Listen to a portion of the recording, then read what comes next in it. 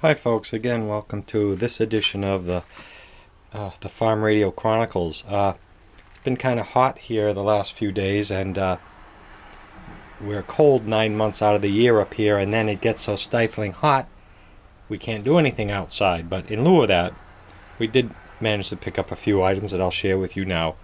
And as we go forward in time, I don't know what to do with all these consoles, as there's such time, not only time pits, but they take up considerable amount of space. But hey, who's one to pass up some vintage items when you see them?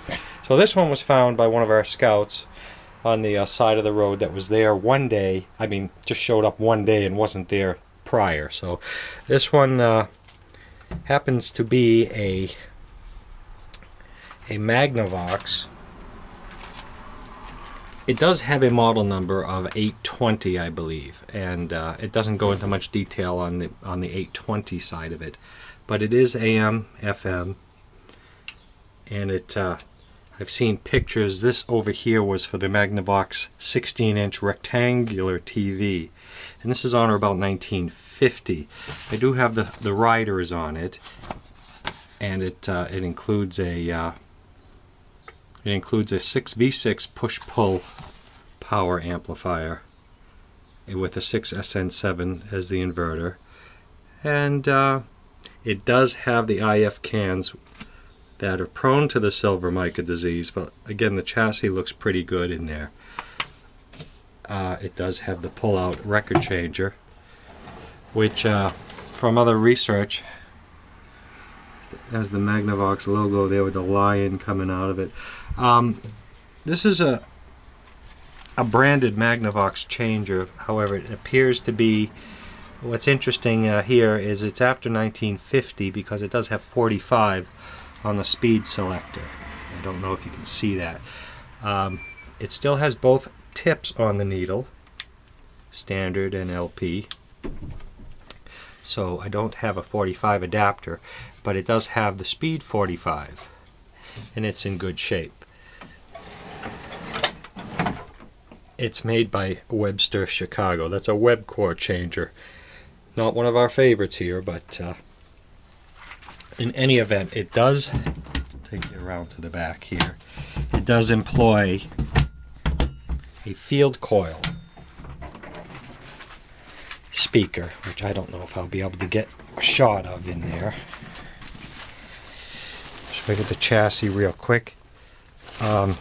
This is the speaker plug, and it does include the field for the coil on the speaker, and the speaker is down behind the magnet, the antenna I mean. I can't really get you in there to take a look at that speaker. Okay. The output transformer and the field. Here's your AM antenna. And again, it does have the smaller IF cans. We haven't powered this up yet because the cord was frayed. The chassis is a CR216, so that's where I was able to get both the riders and the SAMs from. It has one little tube chart in it. That is about all. So that's a Magnavox from on or about, I'd say, 1951 or 52. Could possibly be 53. And yet it was featured in a SAMs. There was no SAMs on it, but the SAMs was in a 1962. It was difficult to find these. You go to the SAMs website and you can't find it. You have to rely on other folks that are selling them to get the publication. Now, it wasn't the riders, but this PhotoFax servicer, which would cover a few products each month. This was April 1962. Lord knows why they're covering the Magnavox. Made it 10 years prior. Maybe it's a licensing thing why they would cover the Magnavox. And it's the same schematic as what's in the riders. It's the same exact schematic that was in the riders, which I can't seem to locate at the moment.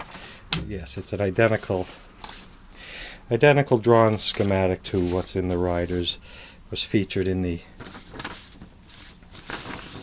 SAMs.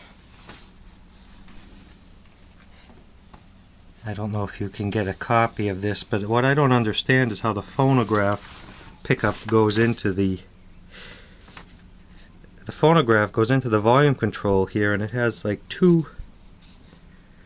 I know a volume control is one wiper, but it has the wiper and then the phono is a wiper also, or it's just a dot. I don't understand that, but that's it on the Magnavox. We'll try that, powering this up in a later video, but it was a combination radio, phonograph, television with that option.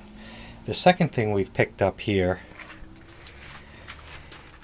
was the Olympic, and it's Olympic not only the brand but in the size. This console is at least 6 feet tall. This is just the back of it to give you an idea. This thing barely fit in the trailer we brought home, but anyway, it is a dual channel, channel A, channel B, which tells me it's early stereo. It is AM FM, and it's the model S130, and here it is right here. We also found this dug up. We were able to dig up the SAMs on this, and it has a funky output, the 6CW5 EL86. 6CW5, and this unit, that was a vertical output tube, I guess, for a lot of Motorola sets. But in any event, we haven't powered this up either. It did come originally with a BSR UA-16 Changer, which someone had dropped in a dual 1019 with a magnetic preamp, and that's inside. But we'll go around the front and take a look at this. It does have the optional mounted, factory mounted here on little rubber isolation, is the FM Stereo Multiplex module, which was an option. It plugs in right there. I'm not much in. I have another one with these multiplex stereo options, and I have some without the multiplex option included, but this one has it. So this is half printed circuit board with a additional multiplex. Our speakers are here. I'd like to say those are 10-inch, and this thing is as tall as I've seen. Excuse me. Have a look around the front of it here. The Olympic High Fidelity Sound Control Center, AM, FM stereo, stereo phono, and MNL, which I would say is monaural. I think all I'll do here before we'll power this up, maybe in a later video, is I always like to close the plates, put them down at 88 so the plates are closed. So we'll do that for now. And I always wondered, why is the off volume on, and not off, why is the power on the treble control? The Magnavox, for instance, has it on the bass control. Well, that's because they didn't want any AC power near the volume control, or loudness in this case, channel A, channel B. So they would take the AC switch and put it on the treble or bass control. So there wouldn't be any AC introduced into the sound via the volume. So, like I say, it had a UA-16. The 45 adapter was there. It looked like a BSR, so I had an idea. And I'll just give you one look at the front of this thing, which it's on its side, but you get an idea. The Olympic dual stereo.